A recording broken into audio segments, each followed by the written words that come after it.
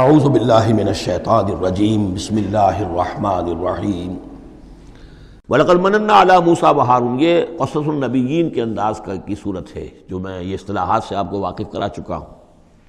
وَلَقَدْ مَنَنَّا عَلَىٰ مُوسَىٰ وَهَارُونَ، اور اسی طرح ہم نے موسیٰ اور ہارون پر بھی احسان فرمایا۔ وَنَجَّيْنَاهُمَا وَقَوْمَهُمَا مِنَ الْكَرْبِ الْعَظِيمِ، اور ہم نے انہیں دونوں کو اور ان کی قوم کو کرب عظیم، اس بڑی کرب سے اور بڑے غم اور اردوہ سے نجات دی۔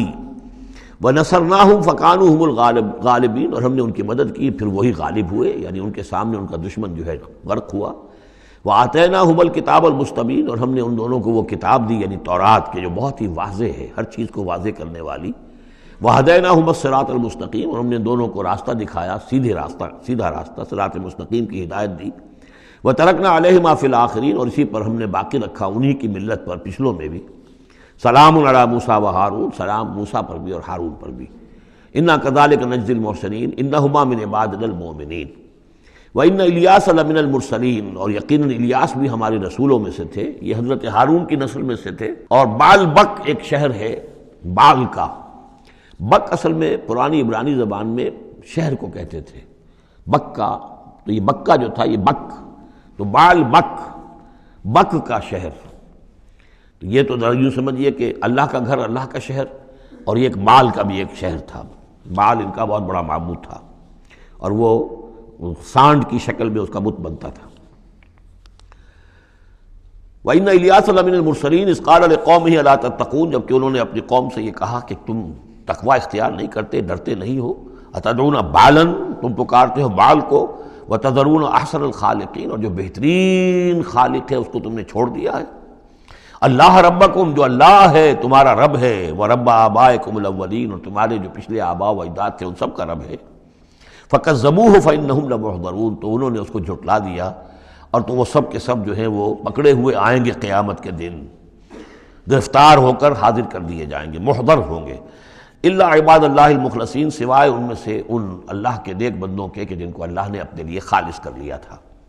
وَتَرَكْنَا عَلَيْهِ فِي الْآخِرِينَ، اور ہم نے اسی پر پھر باقی رکھا پچھلوں میں بھی اسی ملت، اسی طریقے کا ایک تسلسل چلا آ رہا ہے۔ إِنَّ هَٰذِهِ أُمَّتُكُمْ أُمَّةٌ وَاحِدَةٌ، یہ بات دو مرتبہ یہ آیت آ چکی ہے۔ سلام علی الیاسین انا کذالک نجزی المحسنین انہ من عبادنا المؤمنین۔ اب یہ جو بار بار آ رہی ہیں آیتیں میں ان کا ترجمہ نہیں کر رہا ہوں، اور بہت سادہ بھی ہیں کہ جن کے ترجمے کی ضرورت نہیں ہے۔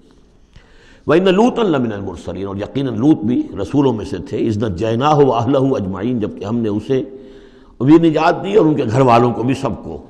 اصل میں اس کے سب کی تفصیل قرآن مجید سے تو ایسے معلوم ہوتا ہے کہ خاصا بڑا خاندان ہوگا، خاصا بڑا گھرانہ ہوگا، جن میں سے صرف ایک جو ہے عورت، ان کی بیوی جو تھی وہ رہ گئی پیچھے۔ تورات سے یہ معلوم ہوتا ہے کہ ان کی صرف 2 بیٹیاں تھیں اور کوئی خاندان نہیں تھا، بس وہ اپنی 2 بیٹیوں کو لے کر نکلے ہیں، واللہ عالم۔ قرآن کے بیان سے اندازہ جو ہوتا اہل، تو معلوم ہوتا کہ خاندان جو ہے وہ کسی سائزیبل ہوگا، واللہ عالم۔ الا عجوزا فی الغابرین، سوائے ایک بڑھیا کے جو پیچھے رہنے والوں میں تھی۔ ثم دمرنا الاخرین، پھر ہم نے جڑ سے اکھاڑ کر پٹک دیا پچھلوں کو، باقیوں کو۔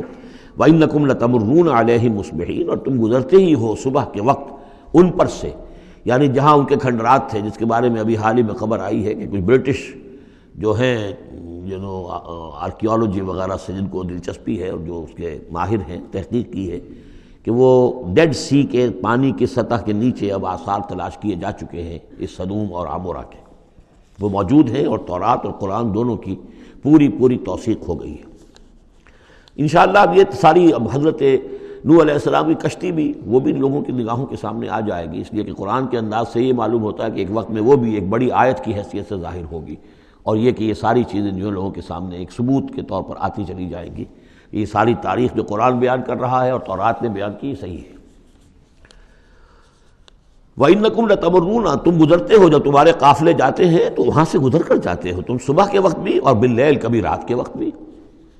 افلا تعقلون، تو کیا تم عقل سے کام نہیں لیتے؟ وَإِنَّ يُونُسَ لَمِنَ الْمُرْسَلِينَ، اور یونس بھی اسی طرح اللہ کے رسولوں میں سے تھے۔ اِذْ أَبَقَ إِلَى الْفُلْكِ الْمَشْحُونِ، جبکہ وہ بھاگ کر پہنچا اس کشتی میں کہ جو پہلے ہی سے لدی ہوئی تھی۔ اس کو چونکہ اپنی قوم کو چھوڑ کر غصے میں بھرے ہوئے، ذہب مغاضبا، یہ ہم پڑھ چکے ہیں، یعنی اپنی قوم کے انکار اور کفر کی وجہ سے اتنا انہیں طیش آیا، اتنا غصہ ہوا، غضبناک ہو کر بس یہ غلطی ہوئی کہ انہیں انتظار کرنا چاہیے تھا کہ اللہ تعالیٰ کی طرف سے انہیں ایکسپریس پرمیشن ملے، واضح کہ اب ہاں تم اپنی قوم کو چھوڑ کر چلے جاؤ۔ اس کے بغیر رسول اپنی جگہ نہیں چھوڑ سکتا۔ لیکن یہ کہ وہ اس وقت جو ان کے اندر حمیت حق تھی وہ اتنے جوش میں آئی کہ بس ایک بات کا سہو ہو گیا، خطا ہو گئی۔ اب وہ گئے ہیں چھوڑ کر، تو پھر وہ غالباً وہی دجلہ اور فرات میں سے کسی دریا کے اندر کوئی کشتی ہوگی، اس میں یہ سوار ہو گئے۔ فساہم فکان من المدحضین، تو اس کشتی کا کوئی ڈولنے لگی، کوئی معلوم ہوا کہ ڈوب جائے گی، تو انہوں نے یہ کہا ان کے اپنے رواج کے مطابق، یا تو یہ کہ وزن کم کرنے کے اعتبار سے سوچا ہوگا کہ ایک آدمی کو تو یہاں سے اترنا ہوگا ورنہ پوری کشتی ڈوب جائے گی۔ روایات میں یہ بھی آتا ہے کہ انہوں نے سمجھا کہ کوئی غلام بھاگا ہوا آیا ہے اور اس کی وجہ سے ہماری یہ کشتی جو ہے یہ اب یہ ڈوبنے کے قریب آ گئی ہے، تو پھر اس قرعہ اندازی کی کہ کون ہے وہ، اور قرعہ اندازی میں نام حضرت یونس کا نکلا، تو انہوں نے اٹھا کے انہیں اور وہ دریا میں پھینک دیا۔ فساہما، انہوں نے قرعہ ڈالا، فکان من المدحضین، تو وہی ہوا جسے دھکیل دیا گیا دریا کے اندر۔ فالتقمہ الحوت، تو اسے نگل لیا مچھلی نے، کوئی ویل ہوگی بڑی مچھلی، اور آج کل تو آپ کو معلوم ہے جس سائز کی ہوتی ہیں۔ وہو ملیم، اور وہ ملامت زدہ تھے اللہ کی طرف سے۔ اب ظاہر بات ہے کہ جو بھی خطا ہو جاتی ہے اور جتنی بڑی شخصیت ہوتی ہے اس کے بارے میں ان کی چھوٹی سی خطا کے اوپر بھی اللہ کا جو اظہار ہوتا ہے ناراضگی کا، وہ بہت سخت ہوتا ہے۔ جن کے رتبے ہیں سوا، ان کی سوا مشکل ہے ان کے مقامات کے اعتبار سے۔ فلولا انہ کان من المسبحین، تو اگر نہ ہوتے وہ تسبیح کرنے والوں میں سے، لا الہ الا انت سبحانک انی کنت من الظالمین، وہ ہم پڑھ چکے ہیں آیت کریمہ۔ اس کا انہوں نے اس کشتی، اس مچھلی کا معاملہ اللہ نے ایسا خاص بھی رکھا ہوگا کہ کوئی اور ان کو جو ہے وہ ابھی ان کی موت وہاں واقع نہیں ہوئی، اس کے اندر گھٹن کی وجہ سے۔ اللہ کے اختیار میں سب کچھ ہے، اور وہ وہاں زندہ بھی رہے اور تسبیح کرتے رہے۔ فلبث فی بطنہ الی یوم یبعثون، للبث، تو وہ رہتا، اگر وہ نہ ہوتا مسبحین میں سے، تسبیح نہ کرتا، یہ آیہ کریمہ کا ورد وہاں نہ انہوں نے کیا ہوتا، تو یہ کہ وہ پھر رہتا اسی کشتی، اسی مچھلی کے پیٹ میں، یوم یبعثون، قیامت تک، وہیں سے ان کا بعث بعد الموت ہوتا۔ فنبذناہ بالعراء، لیکن یہ کہ انہوں نے چونکہ اللہ سے اپنی معافی چاہی اور استغفار کیا، لا الہ الا انت سبحانک انی کنت من الظالمین، تو اللہ تعالیٰ نے ان کو اس نے مچھلی کو حکم دیا، اور مچھلی نے اسے بالعراء، ایک چٹیل میدان میں کہیں اگل دیا، اور جا کر وہ ایک ساحل کے پر کسی پر چٹیل میدان کے اوپر وہ ڈال دیے گئے۔ وہو سقیم، حالت ان کی خستہ تھی، مچھلی کے پیٹ میں رہے ہیں تو کوئی ڈائجسٹیو جوسز وغیرہ نے آخر کھال وال کو جو کچھ کیا ہوگا، بہت خستہ حالت کے اندر وہ مچھلی نے اگل دیا، اب وہ چٹیل میدان پر پڑے ہیں۔ اب یہ جو ہے فَأَنبَتْنَا عَلَيْهِ شَجَرَةً مِّن یقطین، تو ہم نے اس پر ایک یقطین کا درخت اگا دیا۔ اس کی مجھے اس سے پہلے کئی تفاسیر میں تو نہیں ملی ہے بات، لیکن ہمارے ہاں ایک صاحب یہی کراچی میں، ان کا انتقال ہوا چند سال پہلے، احمد الدین مارہروی، یہ محکمہ تعلیم سے متعلق تھے، اللہ تعالیٰ ان پر اپنی رحمت نازل فرمائے۔ تو وہ محکمہ تعلیم میں کبھی رہے ہیں مکران کے علاقے میں، تو ان کا وہاں ایک وہ بیل ہوتی ہے، اگین کہتے ہیں، اگین، یہ یعنی بلوچوں کے ہاں، مکرانیوں کے ہاں اس کا نام اگین ہے، اور وہ بیل ایسی ہے کہ جس کے پتے بڑے بڑے ہوتے ہیں اور وہ زمین میں پھیلتی جاتی ہے، اور اس کی اندر کچھ ایسا انسیکٹیسائیڈ ہے، کوئی ایسی چیز ہے، ریپیلنٹ ہے، کہ کوئی جو ہے حشرات الارض اس کے قریب نہیں آتے۔